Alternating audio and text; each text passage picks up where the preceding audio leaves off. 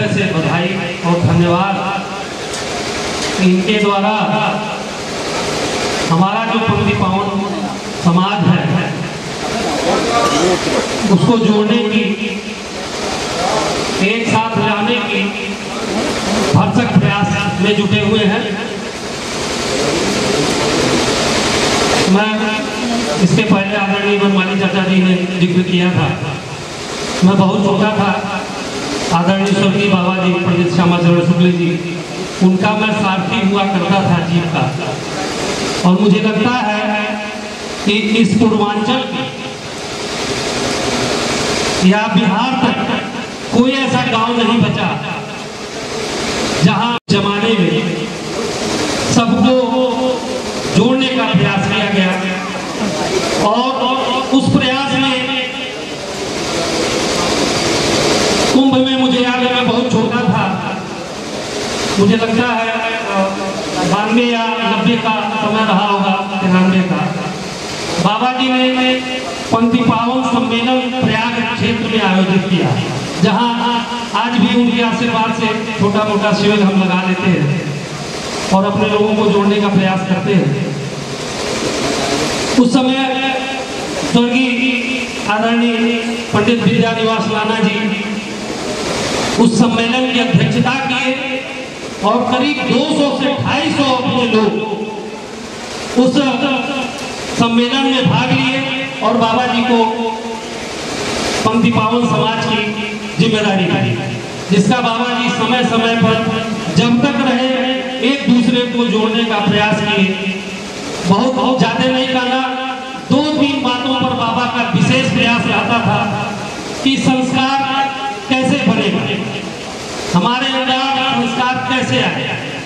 हम अपने 16 संस्कारों में से विशेष बाबा ये बात कहते थे कि कम से कम यज्ञोपवीत संस्कार, हमारे सब लोग बैठे हैं, बाबा के बातों को याद करते हुए निवेदन करना चाहूंगा कि हम संस्कार निश्चित रूप से यज्ञोपवीत का करते हैं, लेकिन यदि वही संस्कार 13 वर्ष या समय से पहले हो जाए तो कितना अच्छा रहेगा।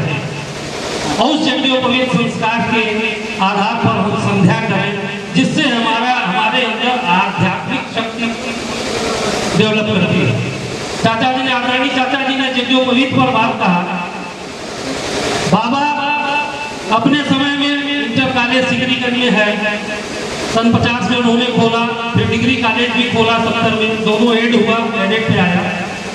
इंटर कॉलेज में जितनी लड़कियां पढ़ती थी, बाबा उस जमाने में तकली जो जनेऊ काटने वाली होती, वो इंटर कॉलेज में कक्षा 9 की और कक्षा 10, 11, 12 की बच्चियों को वितरित करवाए और स्पेशल एक घंटा इजाद करवाए कि बच्चियों को तकली काटना, जनेऊ काटना सिखाया गया।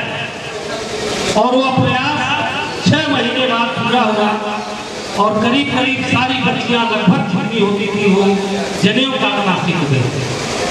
आज भी उन्हीं के बताए हुए दिशा निर्देशन में श्रावणी उपाकरण, मैं समझता हूँ अधिकांश हमारे भाई बंधु लोग, मैं यह नहीं करूँगा, मेरी धृष्टता है, क्षमा करेंगे, लोगों ने अपना ये संस्कार छोड़ दिया। जबकि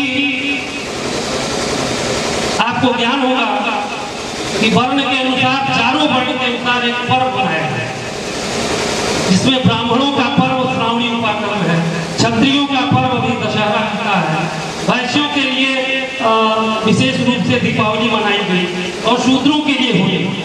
हम सारे त्योहार अपने ढंग से मना रहे हैं, लेकिन हमारा जो सबसे बड़ा पर्व है, सबसे बड़ा संस्कार है श्रावणी उपाकरण, जिसमें हम 24 प्रकार का स्नान करते हैं, अपने साल भर के पाप को महासंकल्प के द्वारा धोते हैं और उसके बाद जो हमारे पूर्वज हैं, जिनसे हमारी उत्पत्ति है, सप्तऋषि, उनका आवाहन पूजन करके अपना यज्ञोपवीत पूजन करते हैं। उसके बाद वही यज्ञोपवीत हम साल भर धारण करते हैं। तो आपसे ये बताना चाहूँगा कि वो रक्षाबंधन के दिन प्रतिवर्ष मैं भी यज्ञोपवीत कटवाता हूँ और 12 जोड़ी कटवाता हूँ और वही अभी जनेऊ प्रतिवर्ष पहनता, बाजारू जनेऊ नहीं पहनता। ये बाबा जी का दिया हुआ है। बाबा तो विशेष रूप से बाकी चीजें गौण है, खान पान की जो व्यवस्था है आदि आदि, हम आपस में इकट्ठा हो, हमारे संस्कार इजाद हो, हमारे संस्कार बढ़े और आपस में जो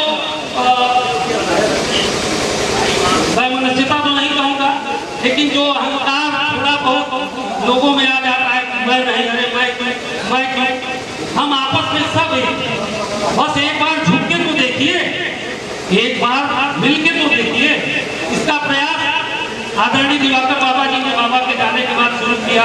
हम लोग जैसा कि बताए हनुमान मंदिर पर हम लोग प्रयास करते रहे, महीने के अंतिम दिन हनुमान मंदिर पर सारे गोरखपुर के पंक्तिभावों को लगभग इकट्ठा करते थे।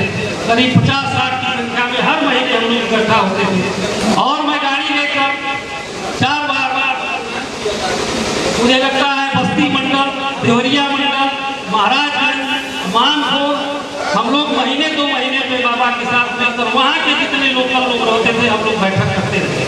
क्योंकि कोरोना की वजह से तमाम समस्याएं उत्पन्न हुई, कई बार आया बनवाली चाचा भी थोड़ा शिथिल हुए, बाबा भी थोड़ी शिथिल हो गए, आदरणीय मानपुर के दिवाकर बाबा, तो थोड़ी सी शिथिलता आई।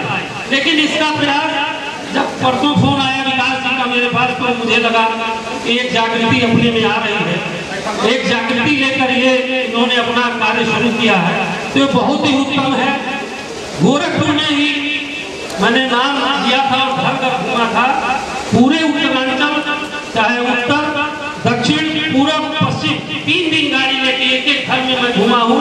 कुछ नहीं तो सिर्फ और सिर्फ गोरखपुर में ही विभिन्न गांव से आते हुए पंक्तिभावन लोगों की संख्या करीब 100 से ऊपर, 100 से जाते थे। तो इसी को जोड़ने का प्रयास किया जाए और जो इनका लक्ष्य लेकर आपका लक्ष्य है कि हॉस्टल बनाया जाए या जो भी हो, बच्चों की का सहयोग किया जाए, जो आपस में इतना अफोर्ड नहीं कर सकते उनका सहयोग किया जाए। मैं इनको विश्वास दिलाता हूँ कि आप जिस तरह से जैसा सहयोग चाहेंगे मैं हमेशा आपके लिए, आपके सहयोग के लिए तत्पर रहूँगा। धन्यवाद।